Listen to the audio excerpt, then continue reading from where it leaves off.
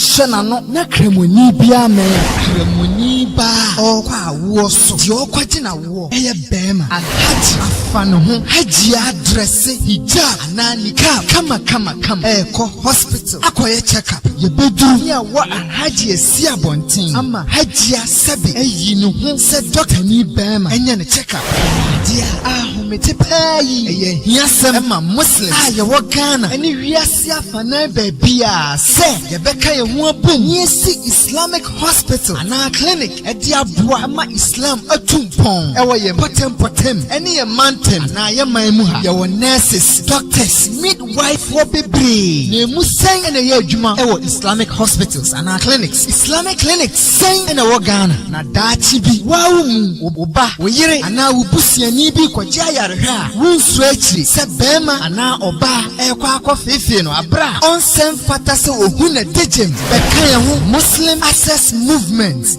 tuni nsa frankramufuo gidiefo eni obia owo pepa se oboa emasa project yi ebaso kakra bia obetimi ye pe the first Islamic public hospital ewo baby a wote eni Ghana afana nyina wasasi bia da baby wonatie wo blocks wo cement wo nyansa wo links wo hoden wadwenkyere bibia obetimi aye edi aboa amayesi the first Islamic public hospital ewo Ghana hano fabeboa Muslim access movement ni entu anamon insha Allah ta'ala sa wo pese wo boa ana wo pe nsem yi mu nkyeremu bia prayer ewo 0249122334 Muslim access movement challenge your soul recharge your iman Mam clinic Mam hospital live healthy save a life. Naam, a'udhu billahi minash shaitanir rajim. Bismillahir rahmanir rahim. Alhamdulillah thumma alhamdulillah wassalatu wassalam ala rasulil karim amma ba'd. Alhamdulillahi alladhi hadana lihadha wa ma kunna linahtadiya lawla an hadana Allah. We thank Allah subhanahu wa ta'ala for granting us today, for granting us the blessing of Islam. Of course, if he hadn't guided us to this path of Islam, we would have been lost and missing and nowhere to be found. So we thank Allah subhanahu wa ta'ala for the favor. We also thank him for giving us this day and giving us the opportunity to be of some positive service to the Muslim Ummah. Now let me welcome all listeners and viewers of MAM Online Radio and TV to your favorite program, the book review show, with the best of salutations. Assalamu alaikum wa rahmatullahi wa barakatuh.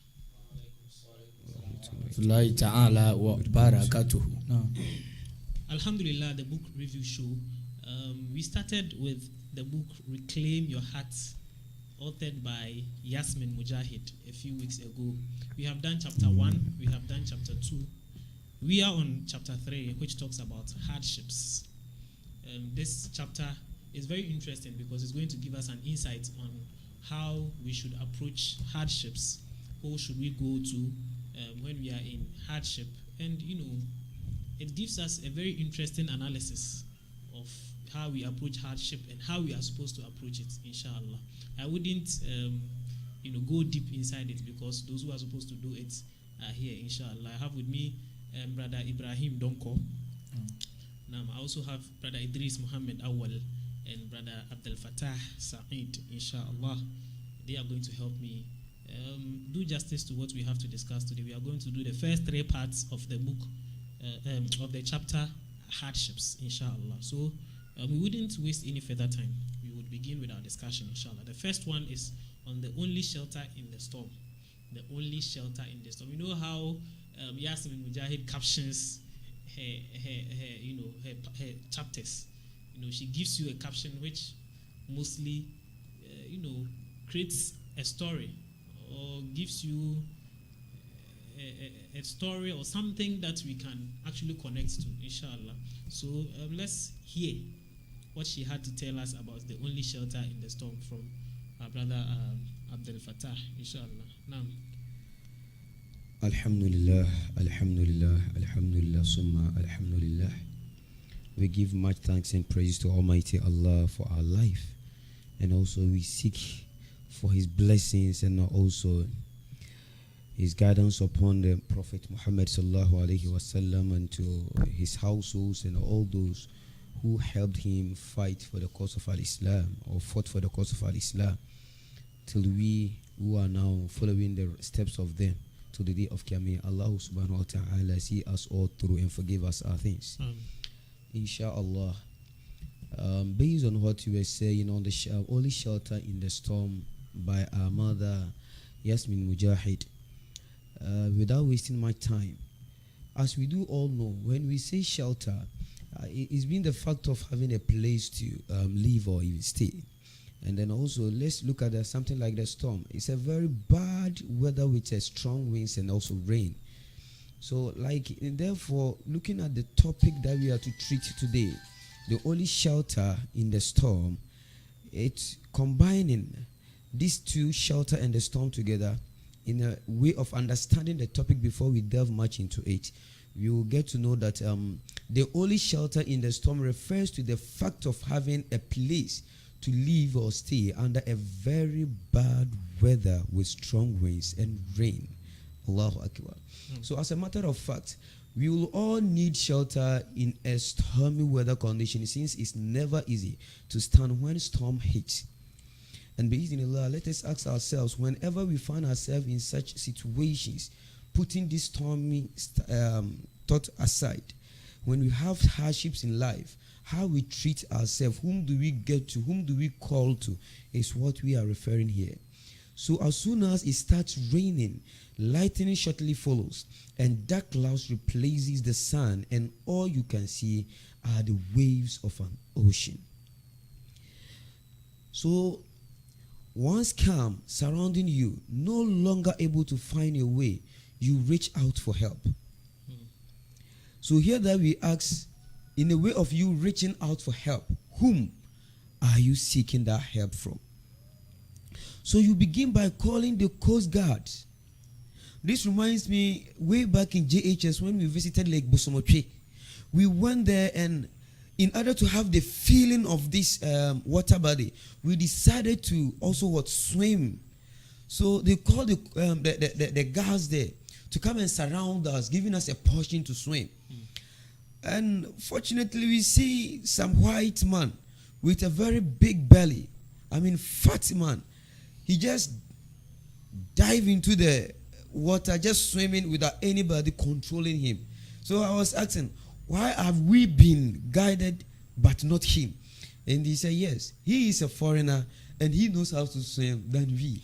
So you see, in order not to put them into much trouble or problems there, they guarded us in order not to have such an hardship within us whilst we were swimming in that water body.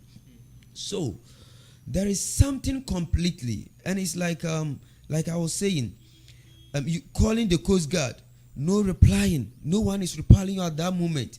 Imagine as we even went to the Lake Bosomotre, as we were in the water body swimming or in the lake, and the water decided to even draw someone. You see, calling for the Coast Guard, because we all can't swim to save this person. You see, so we're calling for the Coast Guard and no reply. You try again to redirect the boat. Imagine you are in a boat and the boat decided to maybe capsize you, trying to capsize, direct or redirect the boat, and because in Allah, no use of it. And also you look for the lifeboat. This lifeboat too is gone. You reach for a life jacket. The one that you go to is torn. Hey, so you will be there asking yourself, what is happening to me? If you are not a genius person, if you are not a faithful person, then you end up saying, at that very moment. Why? Because I am in this mad distress whereby I call for the coast guys, no one is to come to my way. No reply. You try again to redirect the boat, no use. You look for the lifeboat, it is gone. You reach for the life jacket, the one you found too is even torn.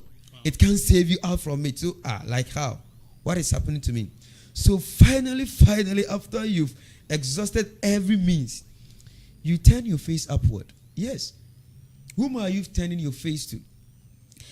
This reminds me what my malam that I used to do dawah with used to say in his dawah. That in Ghana here, for instance, malam, when you are in a passenger car, or let's say these commercial cars, and this car started, Like, as the car is going, you see the car started going here and there, assuming like your tire got burst and like something is to happen to the car. And the driver is just trying to tap on the brake. The brake failed. The car is going with speed. You see, the passenger will start shouting. The Christians will start shouting, Jesus, Jesus. And Muslim Christians will also join them. I bet you understand the Muslim Christians. Those who are Muslims by addressing the name will also even join the Christian by shouting the same name, Jesus. And the true Muslim will start shouting, Subhanallah, and something of that stuff. But as this shouting that we are all doing, you see, it's just like we see that at this very moment, no one is there to help us except Allah.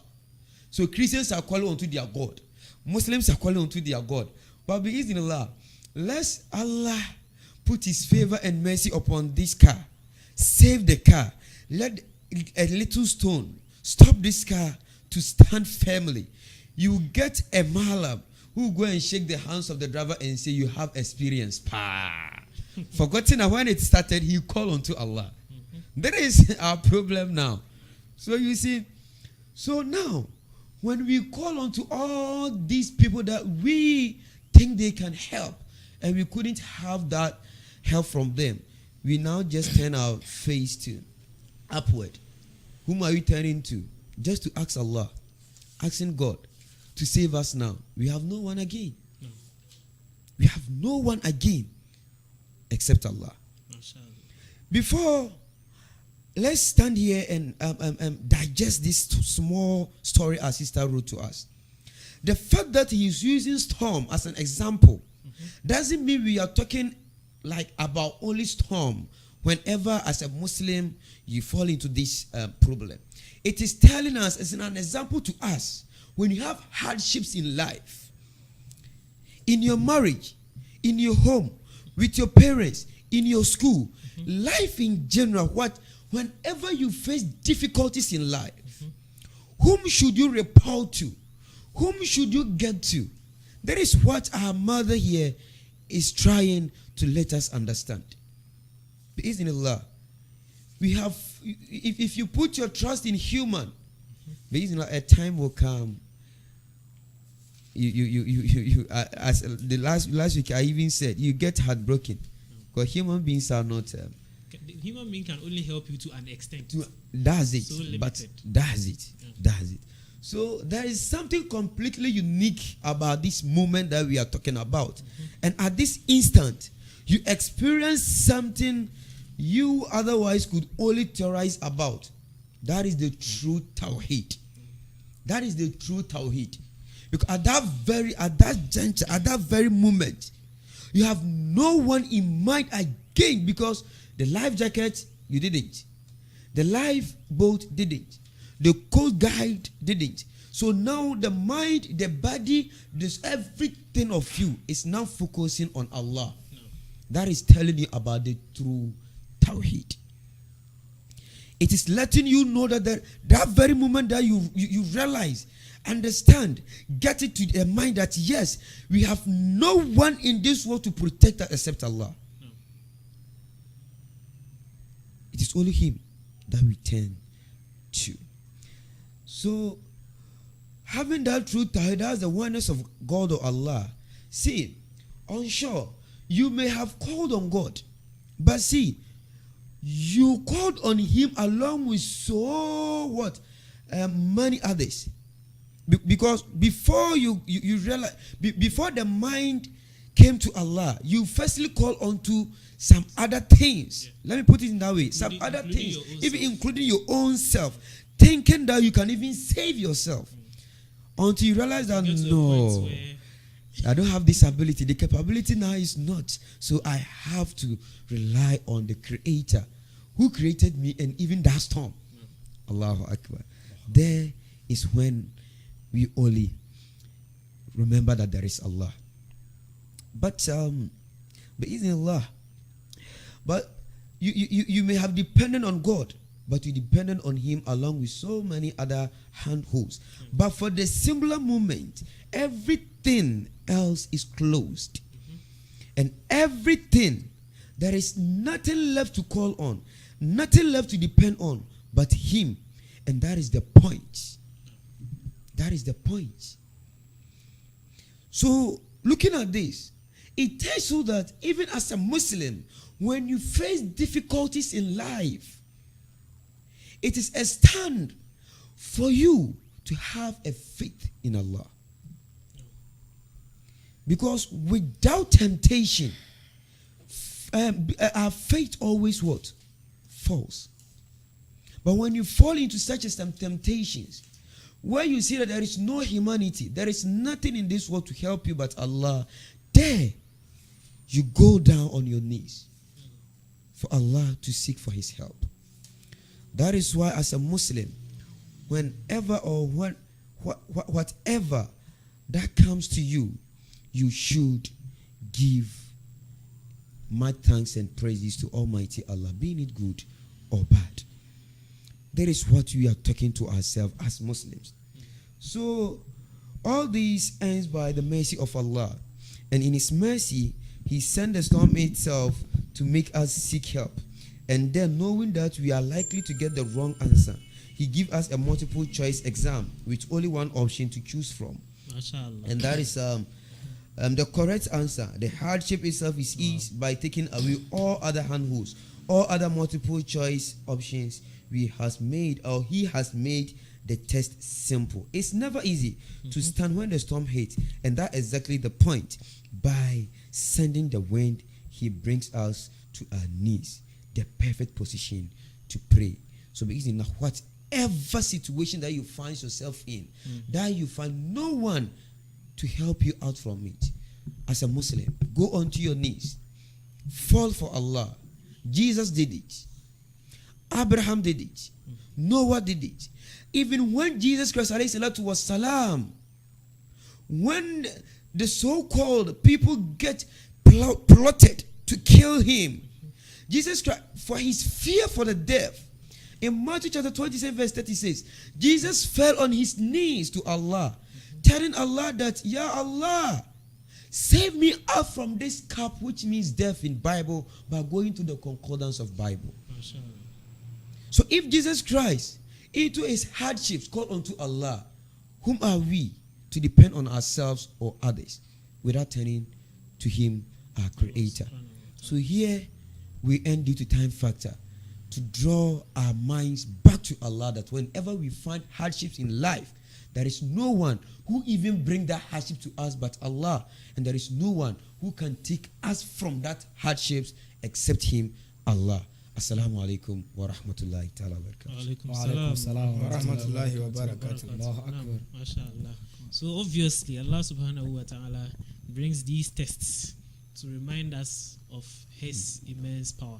Sometimes we get to a point where we realize that no other, even the people who call themselves atheists, when they get themselves in trouble to a certain extent, sometimes you find some problems, you think, oh, this one I can solve it, you deal with it. You get to another problem, you think that, oh, this one, my master can help me solve it. This one, this person can help me. But you get to a point where you realize that nothing human or nothing, nothing can really help you except the only one who created you in that particular problem. Does it. So this gives us a positive or one positive part of the challenges that we face in this world. It's supposed to remind us of the power of Allah subhanahu wa ta'ala. Anytime we find ourselves in trouble, whether small or big, we should look nowhere else but Allah subhanahu wa ta'ala. And after every hardship comes ease. Inshallah. Okay, thank you very much, Brother Abdul Fattah. Now, next we are supposed to talk about seeing your home in Jannah. Now, this aspect is going to be taken by Ibrahim Donko, inshallah. So, now, Alhamdulillah, wassalatu wassalam ala Rasulillah Habibina Mustafa Muhammad sallallahu alayhi wa sallam wa ala alihi wa sahbihi wa man tabi'ahu bihi ihsan ila yawm ad-din wa ba'd. Ikhwati al-iman, assalamu alaykum wa rahmatullahi wa barakatuh. Alhamdulillah, glory is due to Allah subhanahu wa ta'ala azza wa jalla. We thank him, we adore his name, we magnify him. We ask for protection, peace to bestow upon our beloved Prophet Muhammad sallallahu alaihi wasallam, his family members, the companions, and we the followers of Islam or the followers of Muhammad sallallahu alaihi wasallam. Now, the topic, seeing your home in Jannah. I'm very grateful to be given this opportunity to deliberate on this important but needed topic. Now, I'll first of all say that the writer or the composer of this book, may Allah subhanahu wa ta'ala bless her to the fullest. In the sense that to have that caption, seeing your home in Jannah, has a lot to talk about as far as Muslims are concerned, or as far as Allah subhanahu wa ta'ala has created and given us this dunya to roaming about, but to know that there will be a day that they are going to take out, that they are going to take out our soul either in the right way or in the wrong way. Either they will tell you to akharuju anfusakum, take out your soul by yourself, or they will come to you with the ayah inna alladhina qalu. You understand it? Now, this particular topic is very nice, and I think we have to do justice to it. Our mother started this topic by narrating a story, but then let's first of all look at what hardship makes. We're talking of challenges, difficulty that seems we cannot overcome it. Sometimes we think that we cannot overcome the topic. We cannot overcome the difficulty that we are going through. So it tends to become a greater problem on us that we normally term hardship. Hardships, as our brother earlier said, are what Allah put on us as a test to know our stand in faith, whether we can withstand or are going to go away from it. And with that, when the challenges come, there is only one way that we can overcome the challenges. We have different ways that we can use to overcome our challenges, but then there is only one way. When you have Allah in mind and at heart, we can have Allah in mind, but if we don't have Allah at heart, there is no way you can do the best. In a sense that you know there's someone called Allah, you believe in Allah, but as to believe full is that whatever comes unto you, He is the one that brought unto you, and He is the one that can also think out of you. Now let's take this scenario. Let's take this scenario from the book. That is, when we take the story of Asiya, the wife of Pharaoh, the challenges that she went through when she accepted and had in mind that there was nobody who can save her but Allah. When Pharaoh began to torture this woman, she ended it by what? By smiles. But then Allah has promised her that He has built a place or a home for her in Jannah. This means that whatever we go through, as a matter of fact, we should try and have in mind that the difficulties, the challenges we are going through, Allah has prepared a better place for us hereafter. Look at Ibrahim alayhi salam.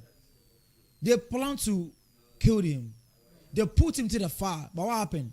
He was feeling cold and calling them that he's feeling so cold, so they should give him something to protect himself. MashaAllah. All because he had in mind that there's a place, comfortable place, that Allah has given to him in Jannah.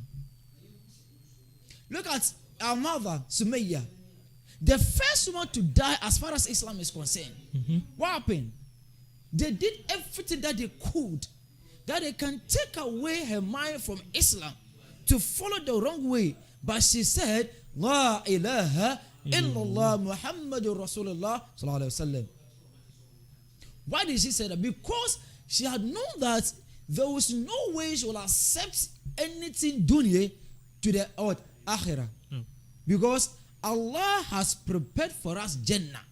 And the Jannah will be given to only those who will adhere to the will of Allah. MashaAllah. When we take Quran, Surah Al-Fatiha, the second ayah, Alhamdulillahi Rabbil Alameen. Now, we have Ar-Rahman and Ar-Rahim.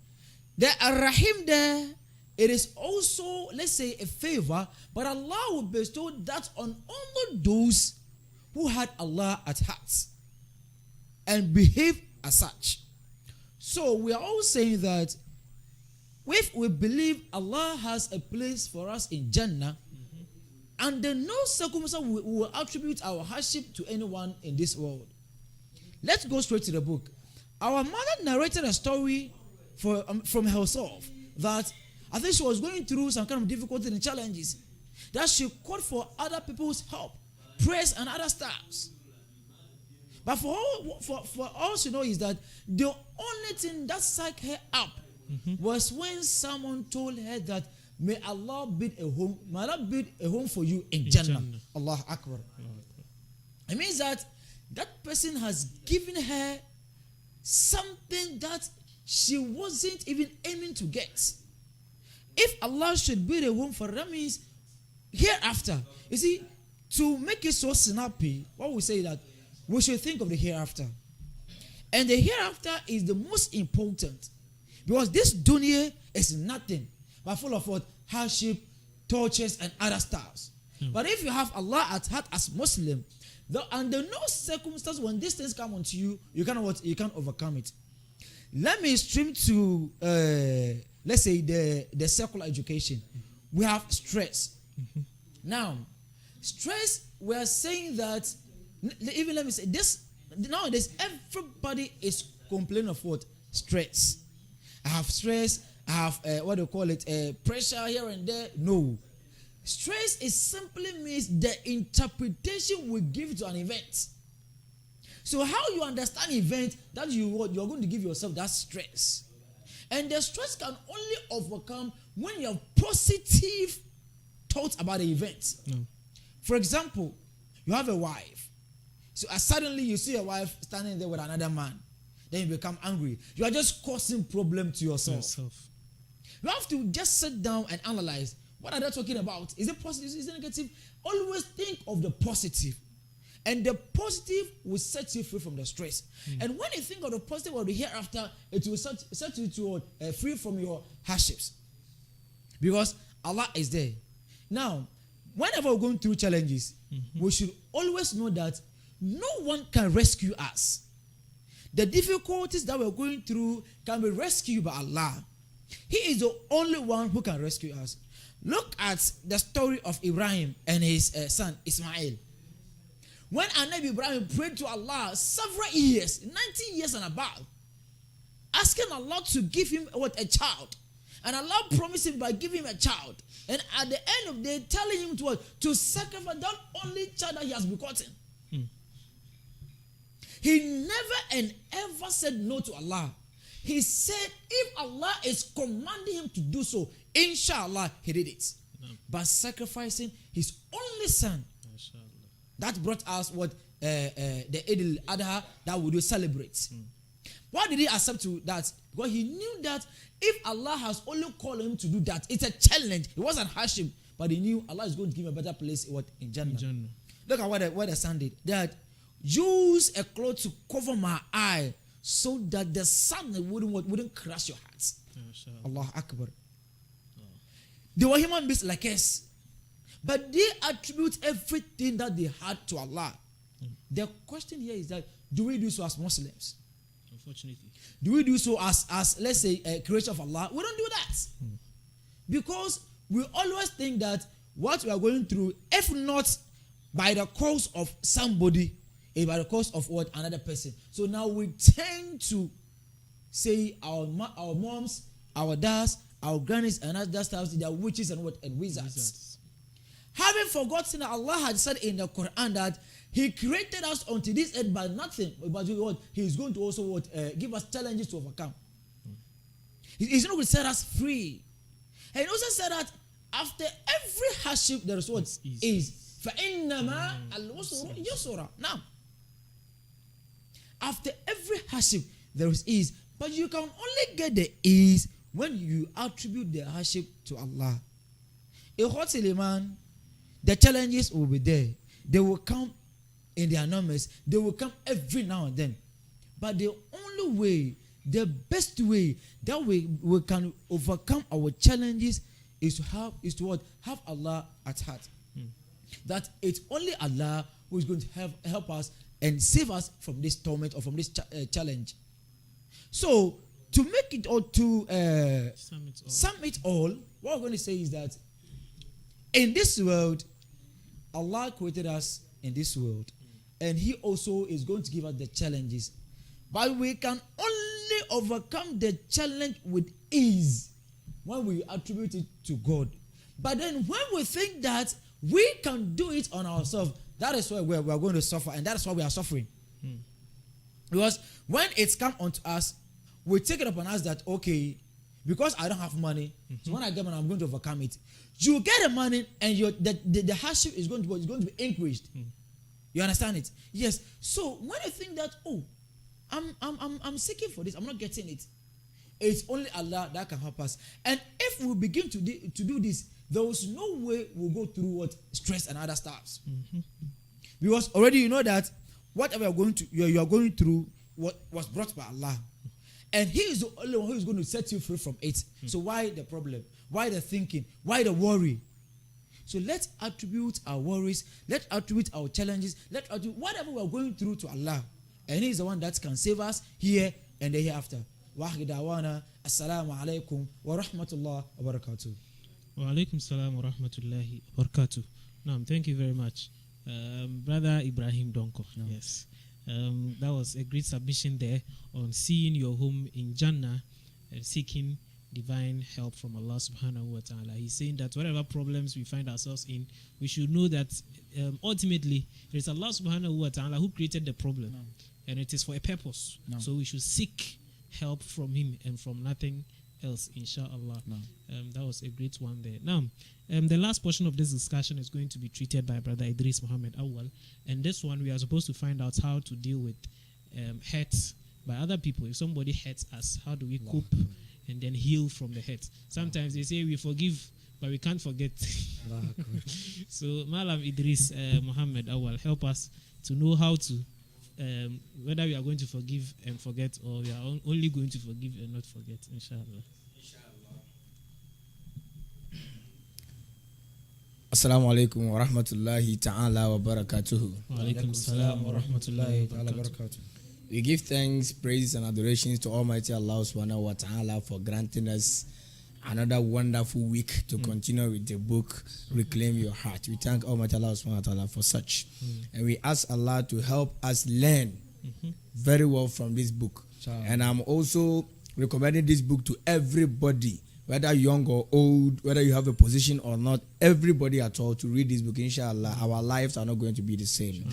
Now, hurt by others, how to cope. In this world, it is normal for us to be hurt by others because we always see this world to be perfect. But on the other way around, this world, as we all know, is not perfect. We always think and believe that everything could always be fair, that nobody should be hurt. But looking at this dunya, like Allah said in the Quran, وَلَلْآخِرَةُ خَيْرٌ لَكَ مِنَ الْأُولَى, that what comes after is better than what is there current or what has come before. So it means we must always know that this dunya is not perfect, because Allah is saying what comes after is best. Now, let's look at something here too. We always see that, or we always say or think that no one should be hurt in this dunya, because we think this world, as I've already said, is perfect. But on the other way around, these hurt and others is the doing of Allah subhanahu wa ta'ala, sometimes to check our patience level. How can we live, or how can bulls drink from the same bucket or from the same container without locking horns? Definitely they are going to lock horns. Exactly. But after that, what happens? You know, what we do after we are being wronged is what defines us. Our religiosity is based on that. You cannot say you are religious when you can't forgive. You see, our friends can disappoint us. our family can hurt us. But we shouldn't think that, why is it that I'm worshiping Allah subhanahu wa ta'ala, but still all these things are happening? There's wisdom behind whatever happens. That's why our sister chose the topic hurt by others and how to cope. Now, why are we always tested with, especially sometimes hurt from others? Let's go to the Quran, like Quran chapter 29, verse number 1, 2, 3. Allah said, Alif Lam Mim. Ahasiba nas an yutraku an yakulu amanna hum la yuftanun. Does mankind think that because they've said that I believe in Allah subhanahu wa ta'ala, they're not going to be tested? Walakad fatanna alladhina min qablikum. We've already tested those before them. We tested them with hunger. We tested them with people hurting them. We tested them with many inconveniences. Why does Allah test us? فَلَيَعْلَمَنَّ اللَّهَ الَّذِينَ صَدَقُوا, so that Allah sees those who are truly believers. وَلَيَعْلَمَنَّ الْكَاذِبِينَ, and also realize or see those who are liars. So if we want to become true believers, when people hurt us, that's where our believing this thing is seen. Else, our faith, inshallah, in Allah is not complete when we can't forgive others. Now, what do we do, or how we react, or how do we react when people hurt us? In our local dialect, the Ashanti say that "Seoba janenaigu naswa yincha by pepa." Very good. If you have a son or a daughter, A baby. Okay, thank you very much. Let's qualify it, a baby, and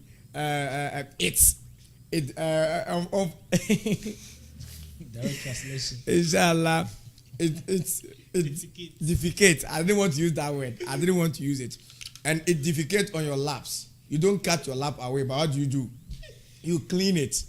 So if we are also hoping for the mercy of Allah, as our mothers loved us when we were kids, it means we must also forgive others. Let's ask ourselves, are we the first people to be hurt by others? Not at all. In order to answer or to delve much into hurt by others, how to cope, let's ask ourselves, are we the first people to be hurt by others? No, it means, like the Quran, وَلَقَدْ فَتَنَّا الَّذِينَ مِنْ قَبْلِكُمْ. Some people what? Came before us. Now, those who came before us, definitely they were hurt by others. They were insulted. They were abused. They were rebuked. And all sort of inconvenience happened to them. But they trusted in Allah, and in the long run, they ended up. In the long run, they ended up being triumph, inshallah. We need to recognize that the growth never comes without pain. Before you can grow, you must pass through pain. Yes, because you cannot enter the field of success without struggling. The Quran says, "Inna ma'al usri yusra." With every hardship, there is ease. So before you succeed in this dunya, definitely you have to struggle. Now, let's bring it to our real life situation. The blacksmith or the goldsmith, before you can get a pure gold, he put it into a furnace. Look at the temperature in the furnace. It will melt the gold and take out every dirt. Then you get a pure gold. So to be a pure believer, Allah have to test you with people hurting you, people insulting you, and all these things. How you react to it will mean that you are a believer or not. Now, this struggle that we go through, like I said, success cannot come without struggle. This struggle that we go through sometimes ends up overcoming or harming us. But it shouldn't be so if we go by what I'm going to say. Let's go into the Quran. That's Quran chapter 54, verse number 9 and 10. It was talking about Prophet Nuh alayhi salatu wasalam.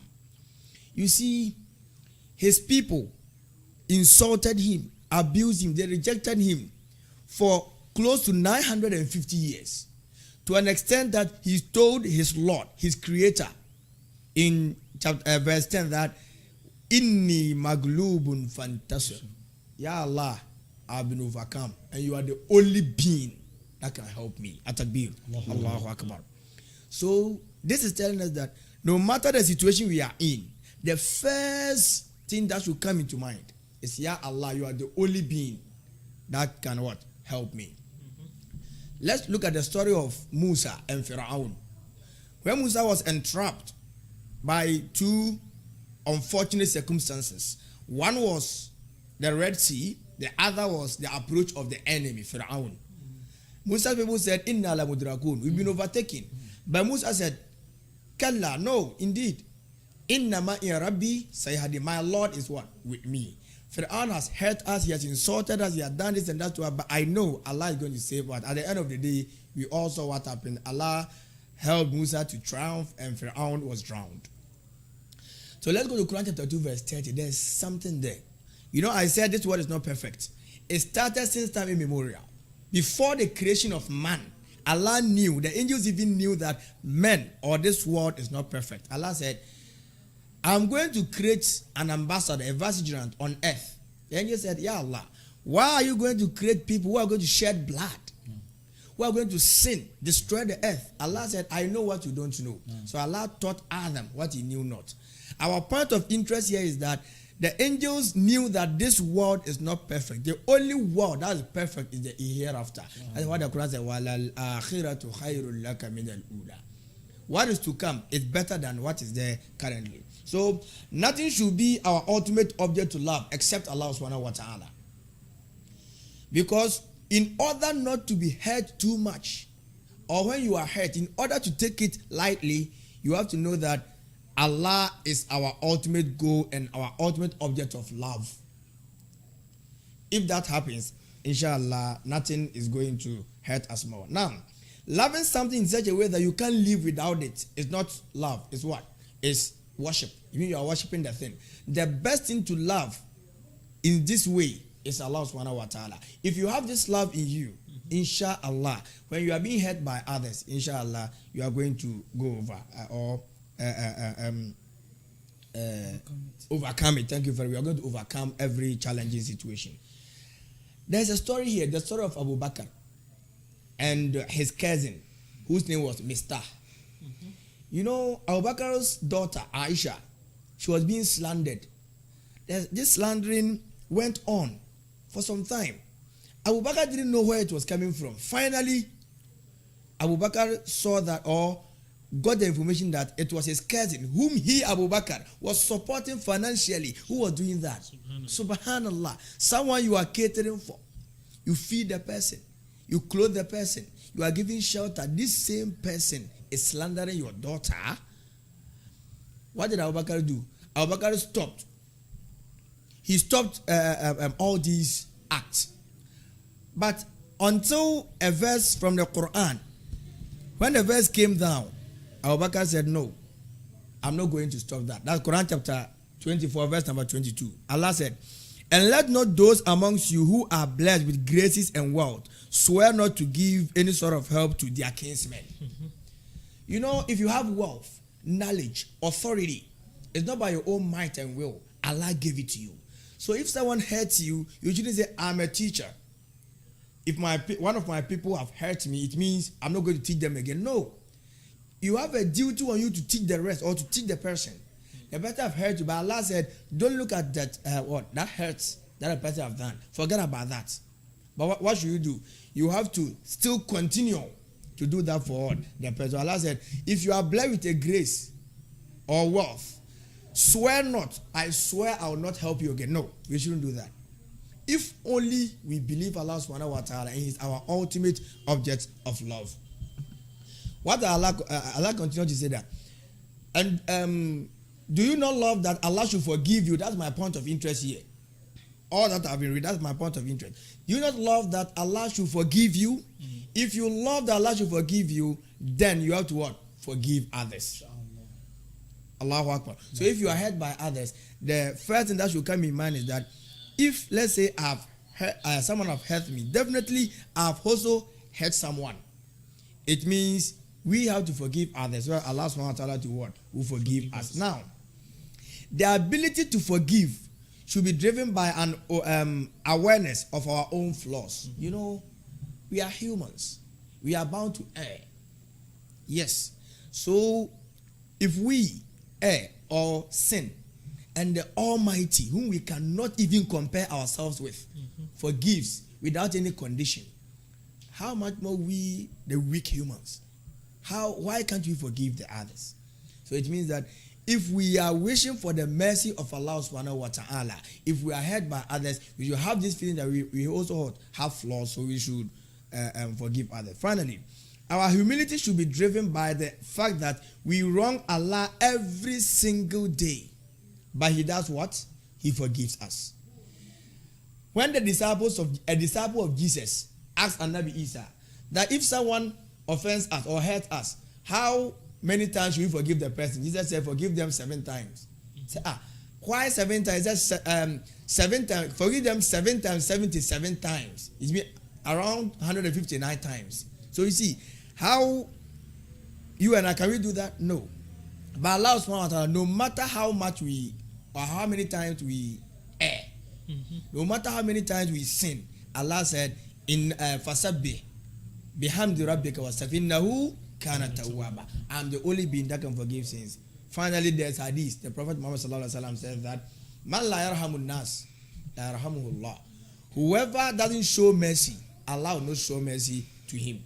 So you have to show mercy to those on earth, so that those in heaven to what will forgive you. The hope of Allah's mercy should motivate our own desire to forgive others. So in order to find the love or the pleasure in forgiving others, the first thing or the key idea here is that we have to hope for the mercy of Allah, for the mercy and forgiveness. So as a believer, if you hope for the mercy and forgiveness of Allah, you have to also what? Forgive those on earth. Because whatever goes up definitely comes down. So if you forgive others, your Creator too will forgive you. So in this world, we are bound to be hurt and wronged by others. But if we only hope for the mercy and forgiveness of Allah, we should also what? Forgive them, so that Allah will also forgive our shortcomings. May Allah forgive our shortcomings and grant us goodness. Assalamu alaikum wa rahmatullahi wa barakatuh. Wa alaikum salam wa rahmatullahi wa barakatuh. Thank you very much, Brother Idris Muhammad Awal. So, whenever we find ourselves in a storm, the only shelter is Allah subhanahu wa ta'ala. Secondly, we should always seek divine help. We should seek help from Allah subhanahu wa ta'ala. And also remember that this world is not, the permanent place. It's just for some time, and we are here to be tested. Yeah. And if we also want Allah to have mercy on us and forgive us, we should also try as much as possible to forgive people. These are the 3 themes that we have actually discussed today, inshallah. We will have to close as soon as possible. So let me give you all maybe 1 minute or 2 minutes to wrap up, inshallah. So I'll start with yes, Brother Abdul Fattah, Inshallah, alhamdulillah. Once again, assalamu alaikum wa rahmatullahi wa barakatuh. Once again, I have nothing to say, but فاذكر عبدنا Ayub. Inshallah, we are Muslims and we are humans. We can never live without Allah tempting us in this world. But assuming after we being in temptation, you just assuming, using our brother B. Musa as an example. B. Musa is having a big company selling phones and other gadgets. Employed people who are selling these things to him or for him. If there, in case B. Musa is at the house and these workers are at the shop and something wrong happens, whom are they to report to? Definitely it should be B. Musa. Why? Because he is their master. He has to come in to solve the problem. So why we humans, after being into some hardships in this world, we don't report it to our Creator, our master, but rather to ourselves and our other subordinates. Other weak humans. Now, despite all the tribulations that Ayub went through, losing the wives, the children, the wealth, everything, yet still, Ayub said, I have no one. I'm even feel ashamed to tell Allah or to ask Allah that why has He put me into this distress? Why I have lived countless number of years with Allah's favor. So why should I report to Allah why He tested me with this short term? I have nothing to say but to thank Him. He will take me out from it. So we should all emulate their steps as their leaders so that we also have a better living in life after hardship. Assalamu alaikum wa rahmatullahi ta'ala. Now, I think in short, what I would say is that having known that there's Allah who brought us the challenges and the difficulties, that we're also going to attribute everything to Him. The bottom line is also sabr, that is patience. Now, if we are patient enough, and there are no circumstances that our difficulties are going to watch or will be troubling us, because Allah also told us to be patient, even in salat, and He said, He Allah works with those who are what? Who are patient. Inna Allah ma'as-sabirun. So if Allah works with those who are patient, then what else do we want? It means that the bottom line for our challenges, for our difficulties, is what? Is being patient. So we entreat in everyone out there that the challenges, the hardships, no matter what, they will come. But having attributed everything to Allah, we should also know that for us to get the best answer, for us to get the best solution, we should calm down ourselves, that is being much patient and waiting for the response of Allah. And I tell you, when it happens like that, under no circumstance that Allah will not help us. He Allah, when we pray unto Him, He says He feels sure that He will not answer our prayers, provided we're in the pure, state. He said He feels sure that He will not answer our prayer. So if He is saying that He feels sure not to answer our prayers, it means that whatever we're going to ask Him is going to answer us. But maybe we might want it as early as it should be. But Allah takes His time to deliver unto us what we deserve. So in short, we should be more patient in all our endeavor, and we should also try to attribute everything into the hands of Allah, and inshallah He will never leave us astray. Thank you very much. Now, Awal Muhammad Idris. Thank you very much. Now, in conclusion, all I can say is that we must always seek the help of Allah subhanahu wa ta'ala alone. We must know that this world is not perfect. Our ultimate goal should be the perfect world. And in order to attain this perfect world, that's the hereafter, it means we have to forgive those who wrong us. I'll end by quoting a verse in the Quran. That Quran chapter 42 verse number 37. Allah subhanahu wa ta'ala said that وَالَّذِينَ يَجْتَنِبُونَ قَبَائِرَ الْإِثْمِ وَالْفَوَاحِشَ وَإِذَا مَا قَدِبُوهُمْ يَغْفِرُونَ. He said these people are those who shun the great sins and indecencies. Shunning great sins, indecencies, they are two things different altogether. Then when they are angry, they forgive. Atabir. Allahu Akbar. When they are angry, when people hurt them, because they want to attain the next world, the perfect world, they forgive. They always have in mind that this world is not perfect. So I'll end by saying, Man la yarhamun nas, la yarhamuhullah. If you don't have mercy on people, the Lord Allah subhanahu wa ta'ala is also not going to have mercy on us. So let's have mercy on those on earth so that those in heaven will have mercy on us. Assalamu alaikum wa rahmatullahi wa barakatuh. Wa alaikum salam wa rahmatullahi wa barakatuh. Now, let's have mercy on our fellow humans so that Allah subhanahu wa ta'ala will also be merciful towards us. Now, this has been the book review show on MAM Online Radio and TV. We thank Allah subhanahu wa ta'ala for this hour and for this time that we have shared together with you, the viewers and listeners out there. We pray and thank and hope that Allah subhanahu wa ta'ala will grant us next week so that we come and continue with the discussion. We have been discussing the book Reclaim Your Heart, authored by Ustada Yasmin Mujahid, this is the 6th episode. We are discussing the 3rd chapter, which is on hardships. This is not the end of this chapter. Inshallah, next week we will continue with the discussion on hardships, inshallah. Until then, we leave you all with the best of salutations. Assalamu alaikum wa rahmatullahi wa barakatuh. Wa alaikum salam wa rahmatullahi wa barakatuh.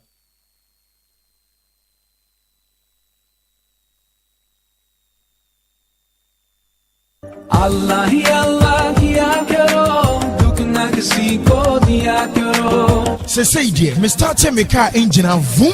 Na matiasi kwanso ni nyina eye B Adams Trading Enterprise Limited. Me share B Adams no me nya ha bia o me ka ho biem o ma battery bet me atwa mfeni mienu edo komiensa. B Adams Trading Enterprise Limited ebe ma brake fluid, oil filters and mpokwa no engine oil a or be sesa wo ka no sade be a engine be chama o shell coil o total enyina wona so ye de kumi kra ye B Adams na lighting system. So we here headlight, tail light, a fog light and a pay a B Adams Trading Enterprise Limited and a was a bunny interior no so there any jai. Shall B Adams Ebema tape a bet me for MP3 pen drive and a video. You must speakers papa be said a bear in church your so yes I'm on security system a biawakan in mbia ubet me a trazy now a balkan home. You will seat covers and a reflectors and so away as well. Ube we a chap crying I was swami magazine B Adams Street you been post office Freyen I was 0544 351 352 and as a 0322 021 288. B Adams Trading Enterprise Limited, home of quality car spare parts. Allah hi Allah kiya karo, dukh na kisi ko diya karo. Jo duniya ka malik hai, khamoshi ka liya karo. Allah hi Allah.